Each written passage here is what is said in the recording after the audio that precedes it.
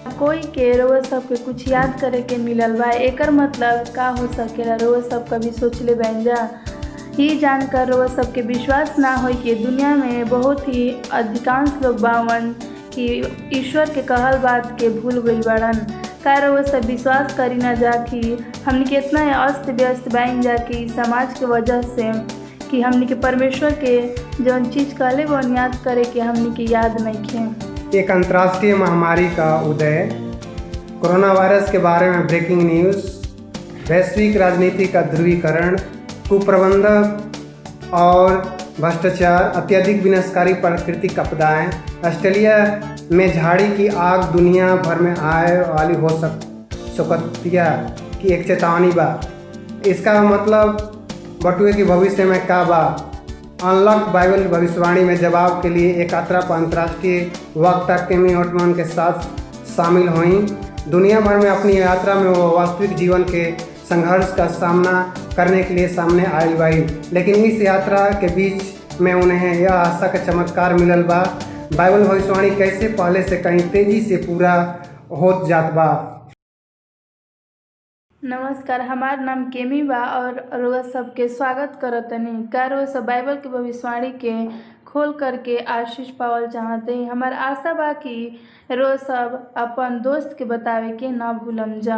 ये बाइबल के श्रृंखला में हम सिखावे जात बानी और आध्यात्मिक रूप से विकसित होके खातिर अद्भुत संसाधन खोजे खातिर AWRORG बाइबल पर जाइन जा। साथ ही सब संघ के कार्यक्रम के रउआ सब देख सकते जा। पिछला अध्ययन में हमनी के परमेश्वर के मार्ग, आज्ञा अनंत हैं और ई सब सीखनी जा कि उनकर चरित्र कैसन बा। परमेश्वर 10 गो आज्ञा लिखलन ताकि भरपूर जीवन के हमनी के आनंद ले सकिन जा। उ चाहलन कि हमनी के चरित्र हमेशा नेक रहे और वास्तव में दिलचस्प बात बा कि हालांकि दुनिया में हजार मानव निर्मित नियम कानून बा, पर परमेश्वर अपन अनंत ज्ञान के द्वारा 10 आज्ञा के प्रकट करेलन। हमनी के देख सकते हैं जा कि हमनी के कई आधुनिक कानून के मूल स्रोत परमेश्वर के आज्ञा पर आधारित बा, लेकिन रउआ सबके आश्चर्य होई कि परमेश्वर के उस आज्ञा के लगभग पूरा तरह से लोग भूल चुकल बा। कल के अध्ययन में हमनी के मार्ग आज रात के विषय खातिर न्यू रहे। हमार वीडियो चालक दल के मार्गदर्शक के एक दूर दराज गांव मामा सिसिट के चौंकावे वाला यात्रा जैसे आज के अध्ययन हमनी के सीखल जाई। हमनी की रउआ सबके हम याद दिलावल चाहते हैं कि रउआ सब हमार ऑनलाइन बाइबल परीक्षण के साथ चैट करने खातिर नीचे लिंक पर क्लिक करके हमरा के ऑनलाइन बाइबल स्कूल खातिर साइन कर सकते जा या प्रार्थना अनुरोध डाल सकते जा। काशी कि हम रउआ सबके प्रार्थना करल बहुत ही पसंद करीना। आइन जा हमनी के मिल करके प्रार्थना करीन जा। विश्वास योग मोहर के अध्ययन के अच्छा तरह से समझे सकिन जा। स्वर्गीय पिता, ब्रह्मांड के राजा, हमारे दिलों का राजा परमेश्वर, इस अधूरे समय दुनिया में आपका वचन में हम मार्गदर्शन करी। जैसे हम विश्वास योग मोहर का अध्ययन करे जा रहल बानी, हमनी के साफ विचार समझे के लिए देम और हमनी के सत्य समझे खातिर पवित्र आत्मा द्वारा हमनी के अगुवाई करम। हर श्रोतागण को हमनी के हर अधिक जाने खातिर रउआ के अधिक प्रेम कर सकिन जा। यीशु के अनमोल शक्ति नाम में आमीन। अब हम रउआ सब के साथ वचन के बारे में प्रभावित महसूस करीना और रउआ सबके सामने खड़ा होके हमारी इरादा रहेला कि केवल बाइबल के सत्य के हम साझा कर सकी। अब एकरा में कुछ सत्य आपके लिए नया हो सकेला, जैसन हमरा साथ भी होखेला, लेकिन हमरा साथ रही जा।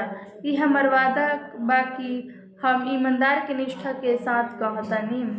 प्रत्येक विषय के अंत हम कुछ चौंकावे वाला बाइबल सत्य के साथ करतानी, लेकिन कभी कभी सत्य के चोट पहुंच सकेला और वो असहज हो सकेला, लेकिन यह कभी विश्वासघात ना कर सकेला और ना कबो भटकावे खातिर होखेला।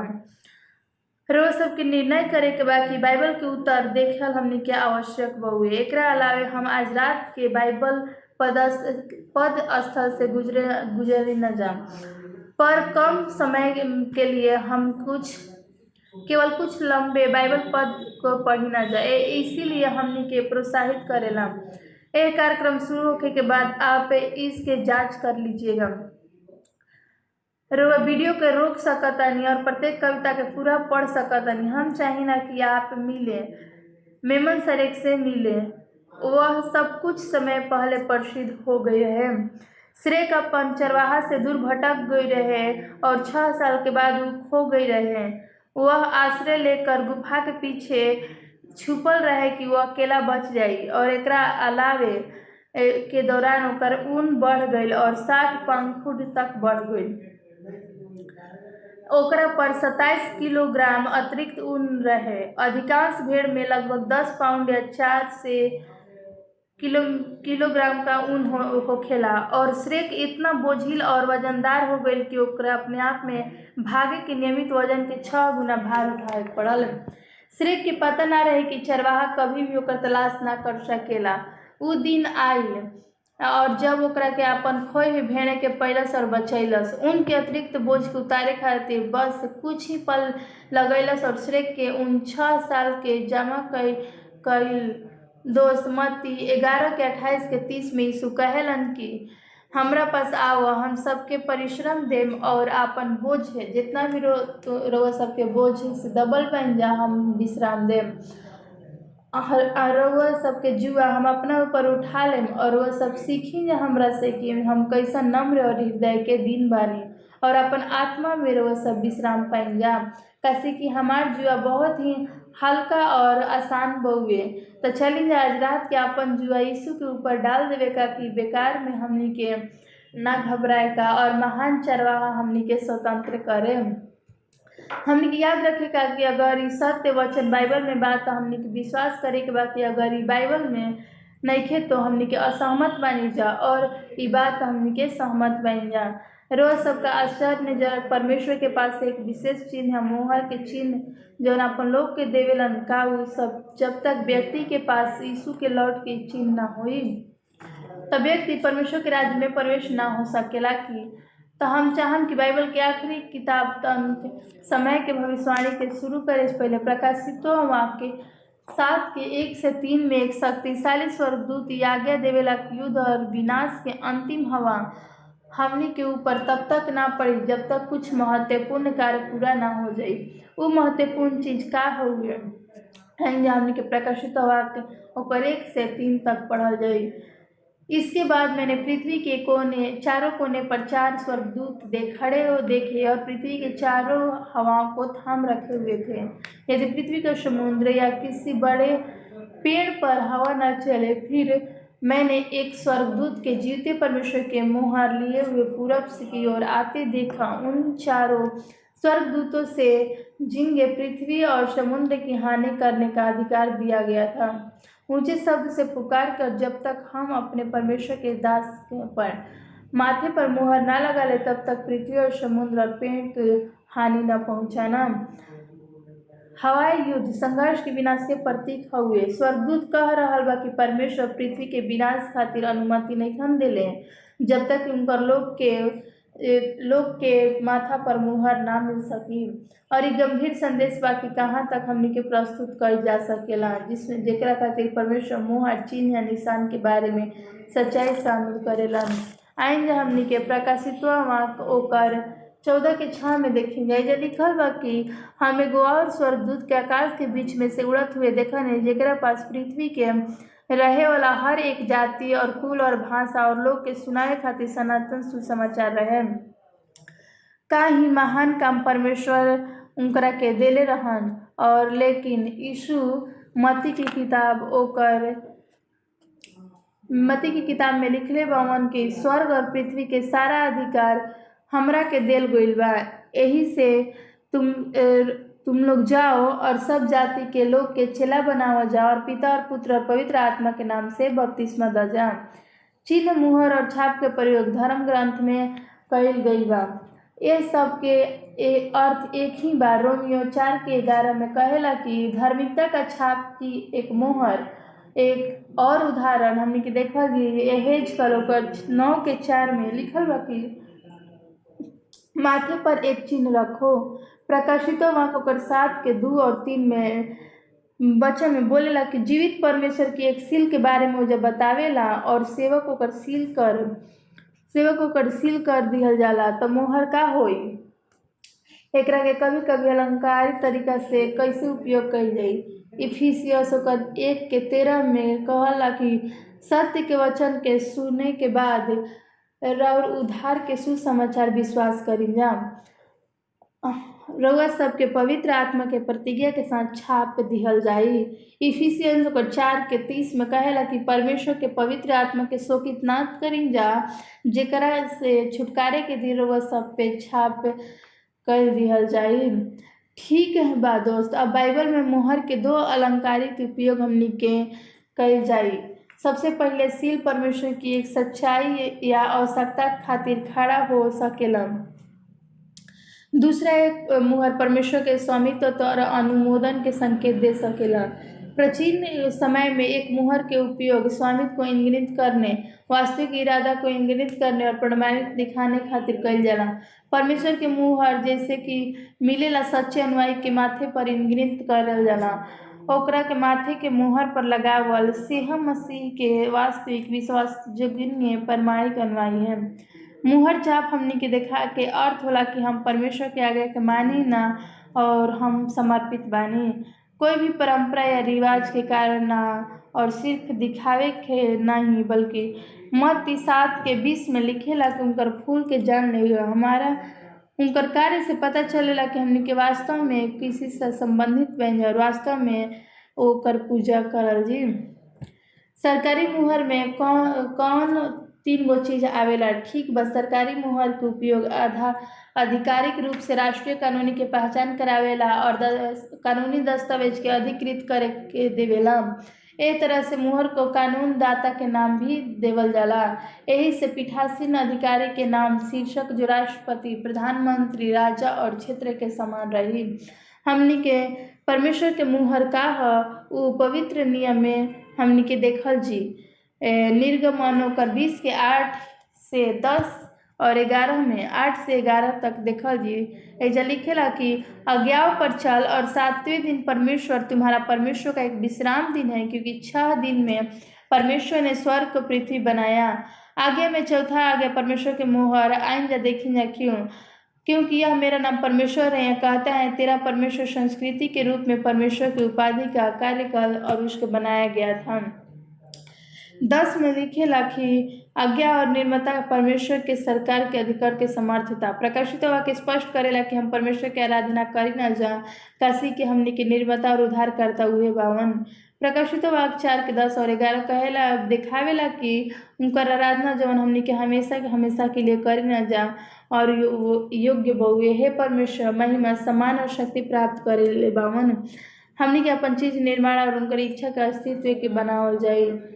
प्रकाशित वाक्य 5:9 में कहेला कि आप योग्य हैं क्योंकि आप मारे गए थे और हमें अपने खून के परमेश्वर से छुड़ाया, ताकि परमेश्वर को हमसे क्या अधिकार है हम उनकी पूजा करें। वो हमने के सृष्टिकर्ता वन ईश्वर अपन लोग खातिर उनकरा के निर्माण और शक्ति के संकेत मुहर या चिन्ह के रूप में का प्रदान कैले बाड़न। आइन जा हमने के ओकरा के बतावल जी। निर्गमन 31:16 और 17 में जहाँ पे ईश्वर कहेलन कि शब्द के याद रखिन जा।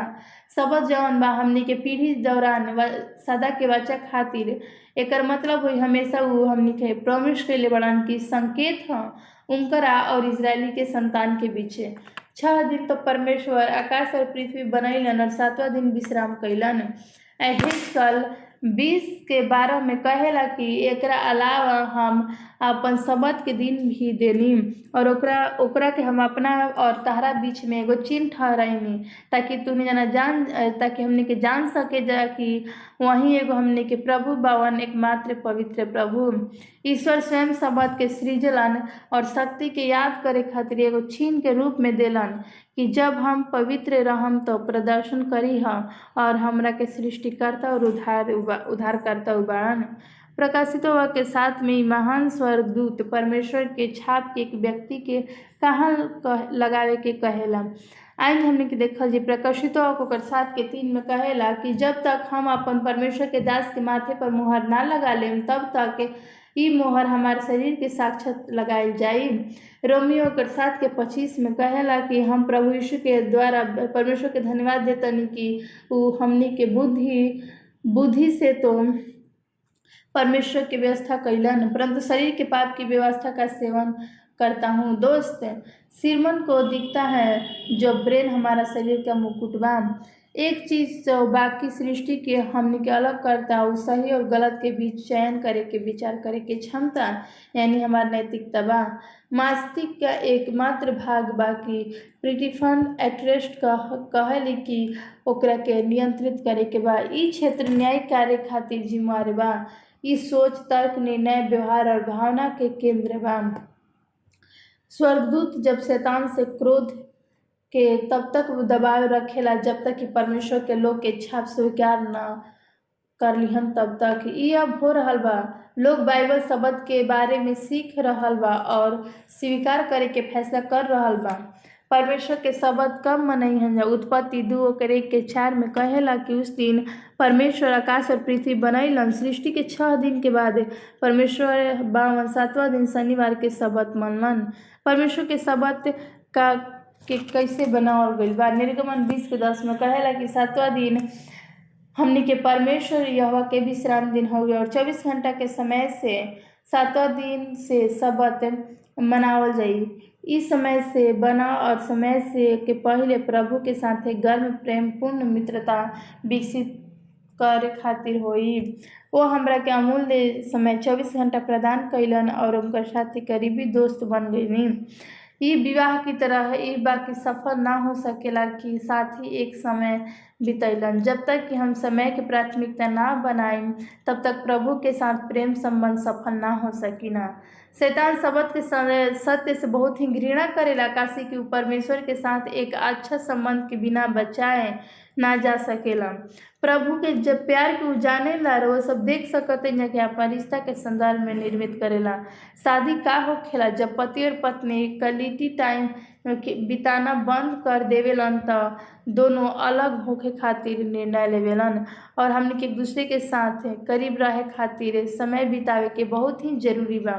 शैतान हमनी के काम में व्यस्त रखल चाहेला और हमनी के तनाव में रखल चाहेला कि हमनी के परमेश्वर के समय ना दे पाइन जाए। ईश्वर के दिमाग के ओही पर केंद्रित करे खातिर समाज के तत्व काहे चुनला से उ हमनी के पैदा कैलाश के ओकर शांति के समय के आवश्यकता बा। काशी कि परमेश्वर जब जगत से इतना प्यार कैलन कि वो अपन एक 33 साल के अपन बेटा देलन ताकि ये धरती पर ओकरा साथ हमरा आमना सामना समय बीत सके। परमेश्वर के साथ समय बितावे के बढ़कर कुछ भी बड़ा नहीं खे। परमेश्वर सृष्टि के 3 काम कैलन जन 7वां दिन विशेष बतावल जाला। उत्पत्ति होकर 2 और 3 और 7वें दिन परमेश्वर अपन काम समाप्त कैलन और कहलन कि 7वां दिन विश्राम कैलन और अपन सब कार्य से वो आराम पैलन। फिर परमेश्वर 7वां दिन के आशीर्वाद दिलन और ओकरा के पवित्र कहलन और पवित्र करे के मतलब पवित्र उपयोग खातिर अलग कैलन। 24 घंटा के अवधि के बाद 24 घंटा के शताब्दी अवधि के ब्रह्मांड परमेश्वर द्वारा पवित्र बना दिहल गईल। जब ईश्वर कुछ आशीर्वाद दिलन तक कितना दिन तक रहे? 1 साल, 1 दशक, 1 सदी। पहला इतिहास होकर 17-27 में हमने के जवाब मिलेला जहाँ के लिखल बा कि यह आपके आगे हमेशा के लिए जारी रह सकता है क्योंकि आपने इसे आशीर्वाद दिया है और परमेश्वर ये हमने के हमेशा खातिर धन्य हुई। भगवान के शब्द कैसे बनावल जाई? मरकुस 2:27 यीशु कहलन शब्द मनुष्य के लिए बना है और शब्द के लिए मनुष्य नहीं। यदि रउआ सब एकरा बारे में सोचत हो हम जाके आदमी 6ठे दिन बनावल गई रहलन तो शब्द के दिन 7वां दिन आदमी खातिर बनावल गई रहे। का शब्द केवल यहूदी के लिए बनावल गई रहे? जब परमेश्वर शब्द बनैले रहन तो कोई यहूदी या अन्य जाति ना रहे, केवल मानव जाति रहे। परमेश्वर आदम और उसके सब वंश के शब्द बनावेलन, ओकरा आप में शामिल कैलन। और आज हमने के सिनै पर्वत पर मूसा पहले परमेश्वर के आगे कैसे रहे। हम निर्गमन 16 में देखना कि इजराइल मिस्र के निकल गए और जंगल में भटक रहल बा। भोजन के कोनो आसान पहुँच नइखे, उ भूखे रहे। एही से परमेश्वर के बारे में मदद के खातिर रोवत रहे। बदले में परमेश्वर ओकरा के निर्गमन 16 के 6 में वादा कैलन कि उ मन्ना या स्वर्ग से मीठी रोटी प्रदान करीहन, जेकरा से उ 6 दिन इकट्ठा रही। लेकिन आयत में परमेश्वर कहलन कि 6वां दिन तैयारी के दिवस रही और ओकरा के दुगुना इकट्ठा करके रख लिहे जा।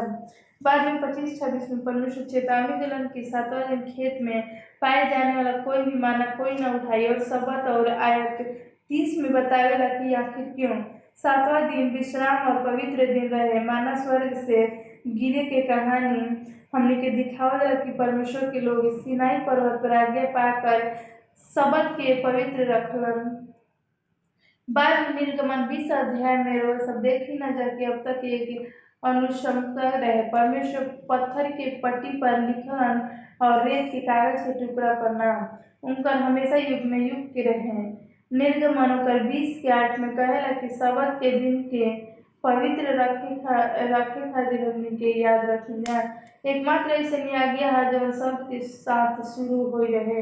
कैसे परमेश्वर जानत रहन कि लोग भूल जाए। फिर सवाल ये उठल कि 7वां दिन पवित्र रखे खातिर मनुष्य के परमेश्वर के मूल आज्ञा के भूले के कारण हो सकेला।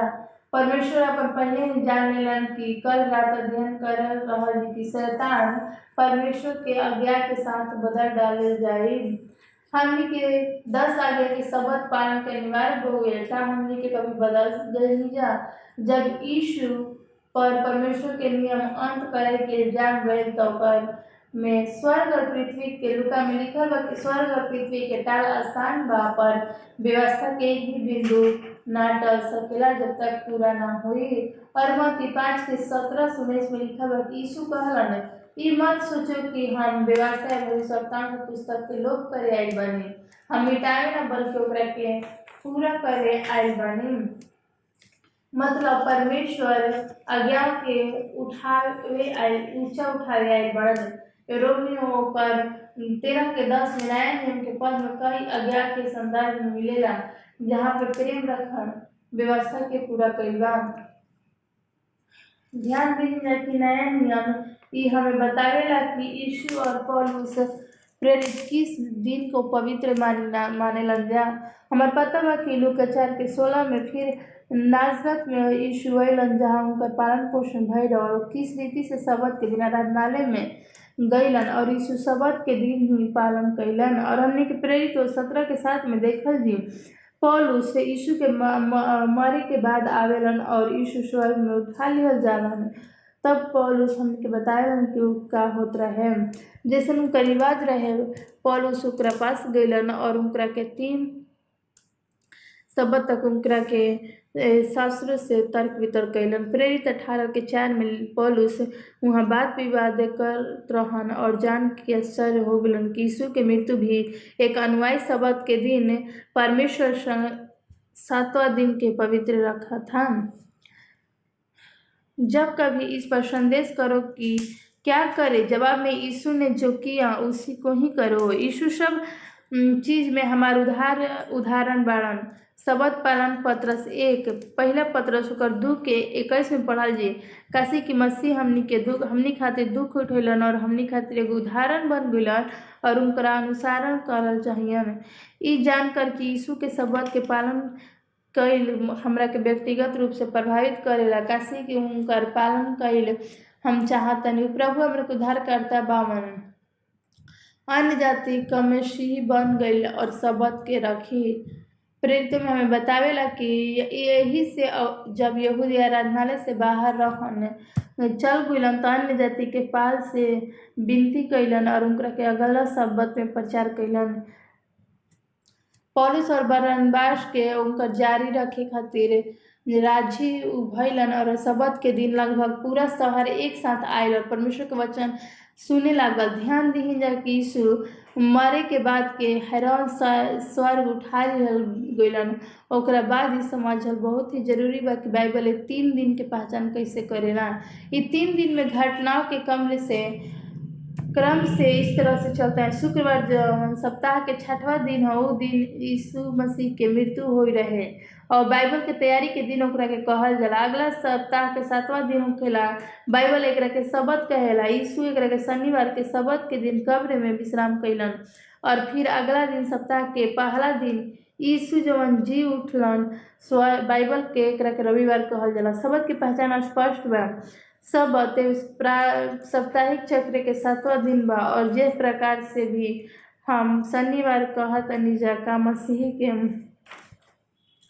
लेकिन हम रविवार की उपासना करतनी जा पुनरुत्थान के समान में। ठीक बा, मसीह के पुनरुत्थान के प्रतीक देल जाला। हाँ, ये सच बा कि यीशु का कहेलन उत्सव शुरू में 6 के 3 और 4 या कोई भी वचन पढ़े ना जेकरा से कि यीशु मसीह बपतिस्मा लेलन और मृत्यु में बपतिस्मा लेलन। फिर से हम ओकरा साथ मृत्यु में बपतिस्मा लेवल जी और ओकरा माध्यम से दफनावल जी, जैसे कि मसीह मृतक से उठावल गइलन और पिता के महिमा में, यहाँ तक कि वो जीवन के नए यापन में चलल भइलन, दफनावल गइलन और पूरा जीवन के जीवित कइल गइलन। हम बपतिस्मा लेही न जा हमनी के नया जीवन जिए खातिर पानी के कब्र से हमनी के आए न जा। बपतिस्मा पुनरुत्थान के नया नियम और उनकर शक से पुनरुत्थान के महत्वपूर्ण घटना के और ऐसन जन्म के बपतिस्मा उनका सूली पर चढ़ल और स्वर्गरोहण का मसीह उनका जीवन में प्रत्येक महत्वपूर्ण घटना के सबत के बदले के तर्क करेलन। उसी मसीह के सप्ताह के पहले दिन काहे हमनी के उपासना करे के समान बन जा। ई बात के परिणाम बा कि यीशु के पुनरुत्थान के समय सबत के ना बदलल जाला। एक दिन यीशु अपन शिष्य के साथ इकट्ठा भइलन और यरूशलेम आए खातिर चर्चा कैलन। मत्ती 24 के 20 में यीशु कहेलन कि हमनी के प्रार्थना करेगा ताकि हमनी के सर्दी या सबत के दिन में कभी भागे के ना पड़े। ई काहे कहेलन? एकर मतलब होखेला कि यीशु अपन शिष्य से यही से कहल चाहलन कि प्रार्थना करेगा ताकि हमनी के सबत के दिन में हमनी के भागे के मत पड़े या यीशु के सबत के खत्म ना हो सके। ये बिल्कुल भी कोई एकर मतलब नहीं खे। उनका कहे ऐसा काहे कहलन रोज देखम जाते। एक जगह पर शब्द के दिन उपासना करके रोमन सेनाओं के शहर पर हमला कई रहे तो उका भइल। रोमन सेना के उनकरा के नष्ट कर दिया और यरूशलेम के 17वीं शताब्दी नष्ट हो गई। ईसा के बाद स्वर्ग में पहले ही चढ़ गइलन और शुरू से ही परमेश्वर शब्द के लोग के साथ वचन में इस्तेमाल कैलन। का हमनी के फिर स्वकृत के बिना परमेश्वर के साथ अपन वाचा बदल सकी न जा? हमनी के एकरा के उदाहरण दिए। परमेश्वर पवित्र कैलन मतलब पवित्र कार्य के अलग के गइलन। हम जैसे शादी में एक महिला एक पुरुष खातिर पवित्र कइल जाली, वैसे ही शादी समारोह के कल्पना करी। सुंदर दूल्हा और सुंदर दुल्हन की शादी खातिर उत्साहित बन। जौन प्रकार महिला उनकरा से शादी खातिर चुनल गइल उनकरा 6 बहन भाई समारोह के साथ एक कार में बेसब्री से इंतजार कर रहल बावन और अपन हनीमून पर जाए खातिर यदि उनकर बहन कार के दरवाजा खोली तो कहियन चल का चल।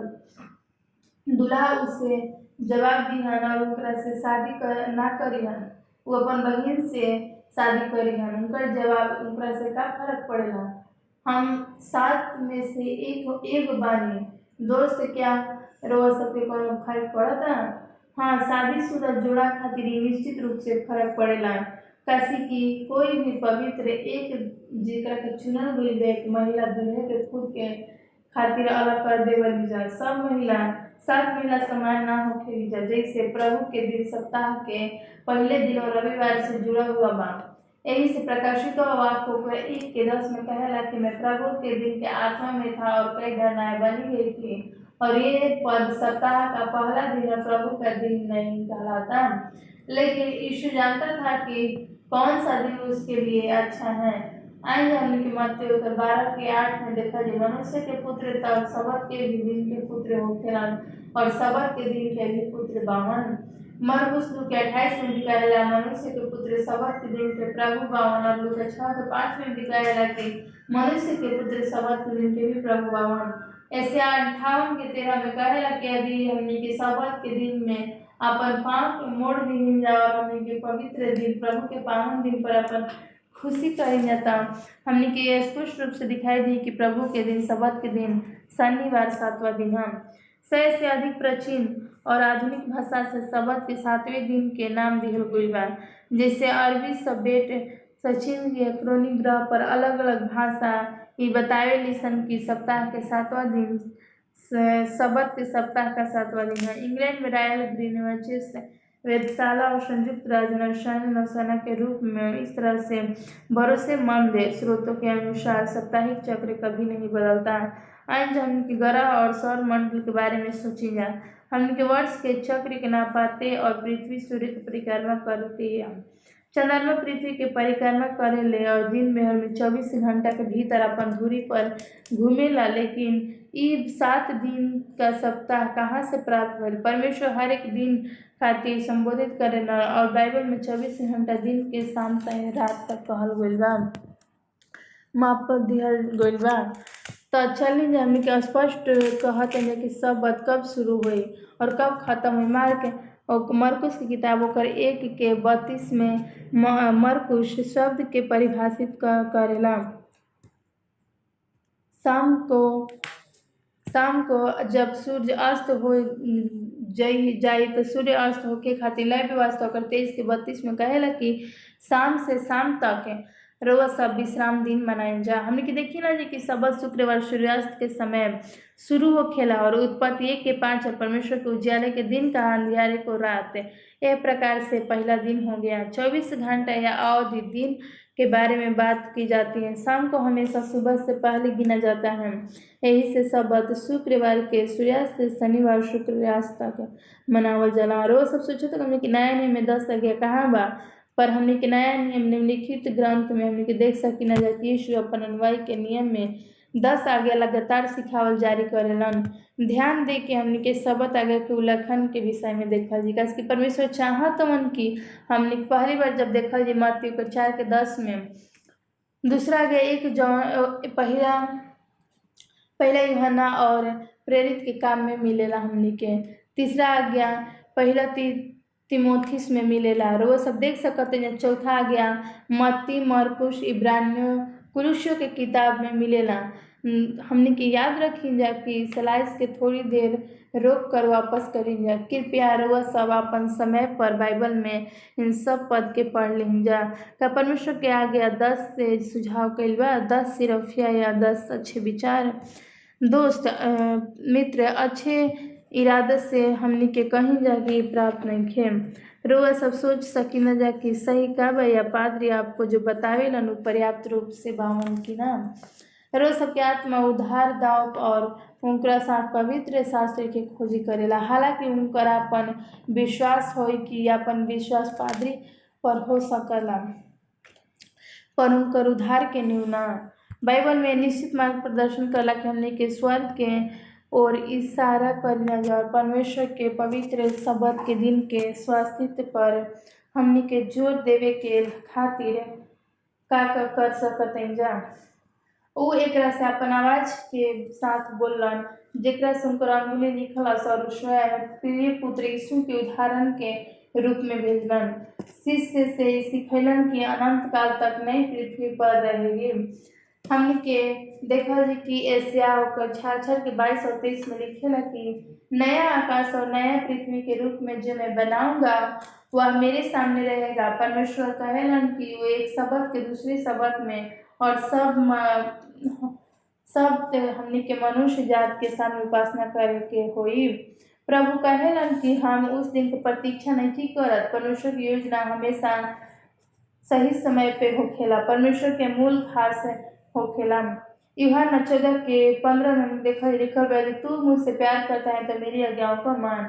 यदि मेरी आज्ञाकारिता होकर हमने के प्रेरित ना होखल जी तो हमने के सारा परिश्रम सिर्फ एकमात्र राजे साप्ताहिक पवित्र विश्राम स्मरण करे के अर्थ बाकी हमने के महान सृष्टिकर्ता परमेश्वर के संतान जैसन की पहले प्रकाशित वाक्य के 3 स्वर्गदूत के संदेश के अध्ययन करना हमने के देखे थे कि चेतावनी एक विशेष लोग से तैयार कहला और परमेश्वर के आज्ञा के प्रति वफादार और आज्ञाकारी और यीशु के पास लौटे खातिर तैयार रहला और हम यीशु पर विश्वास रखी जा और सच्चाई से इतना प्यार करी जा कि परमेश्वर के दिन के पवित्र रखने की कुछ भी कर सकता नहीं जा।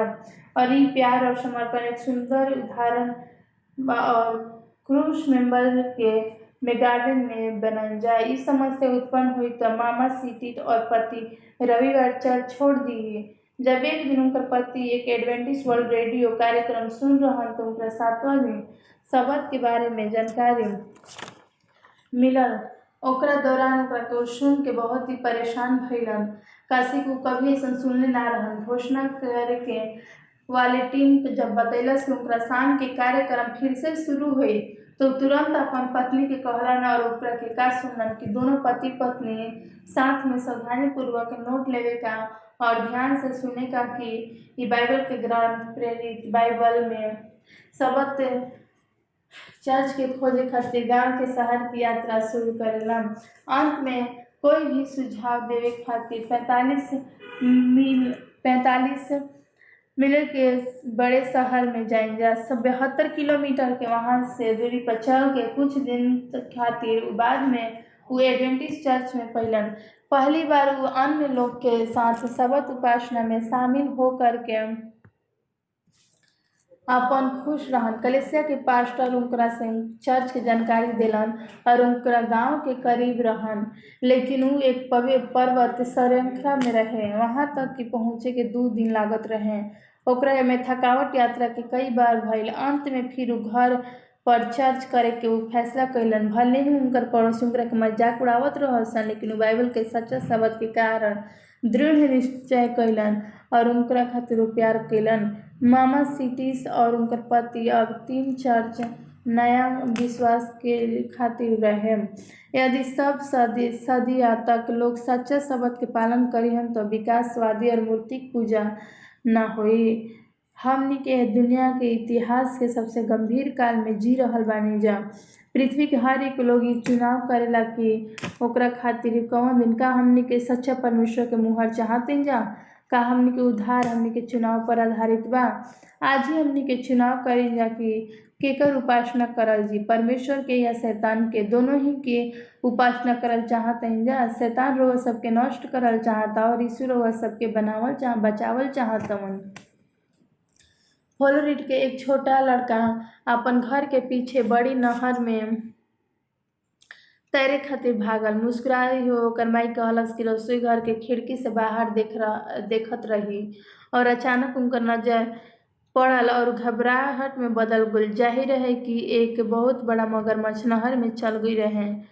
ई पानी में फिसल गलन और बेटा की ओर बढ़े लगलन और वो चिल्लाते हुए भागल और मगरमच्छ अब बस तैरे लागल। उनकर तुरंत चारों ओर घूम गईलन, लेकिन जैसे ही वापस आके किनारे के पास मगरमच्छ के जबड़े ओकरा पैरों से लिपट गईल और वो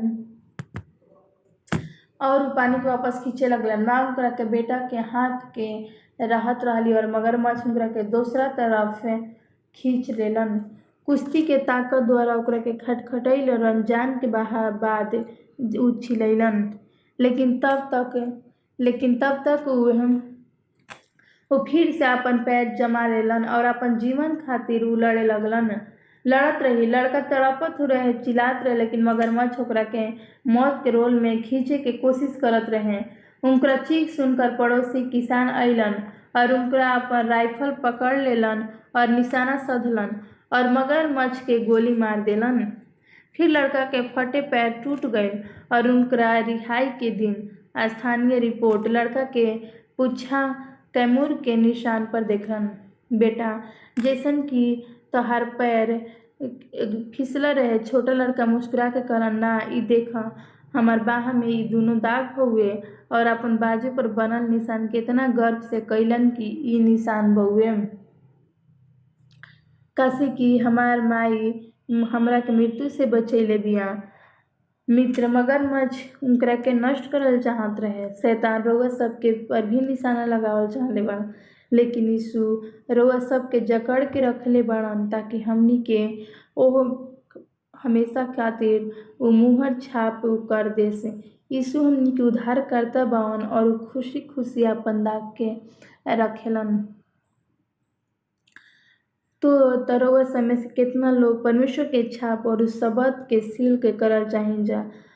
देखी जा हमनी के किस तरीके से ओकर बच्चा के मारे जौन बिया बच्चा के बचैला सो मगरमच्छ के से भी उसी प्रकार से हमनी के परमेश्वर भी बावन जौन हमनी के हर प्रकार के शैतान के आत्मा से बचावल चाहेलन। और परमेश्वर चाहेलन कि हमनी के जब तक उनकरा के जकड़ के अपन लोग के रखस तब तक कि उनकरा के अपन ना करले से।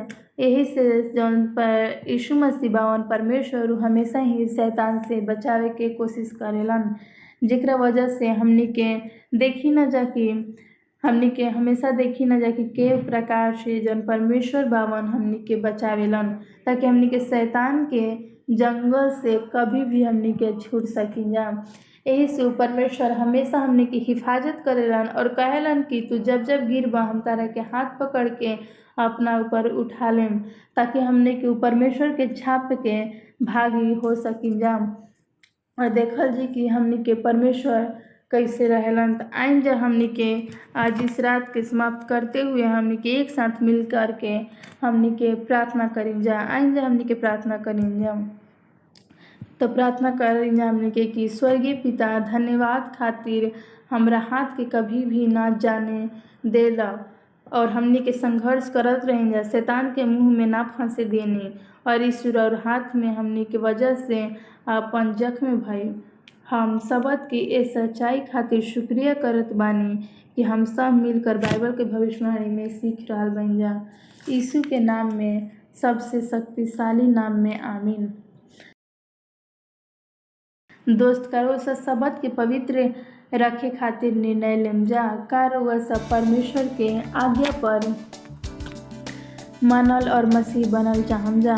अगर वह सब सच में परमेश्वर के प्यार के अनुभव करल चाहत जा तो नीचे दिए गए लिंक पर क्लिक करें जा और हमरा के बताएं जा कि सब 10 आज्ञा में रहे खातिर कि परमेश्वर जरूर हमनी के अपन पवित्र आत्मा दिहन जेकरा के हमनी के परमेश्वर के शरण में हमेशा चल सकिन जा।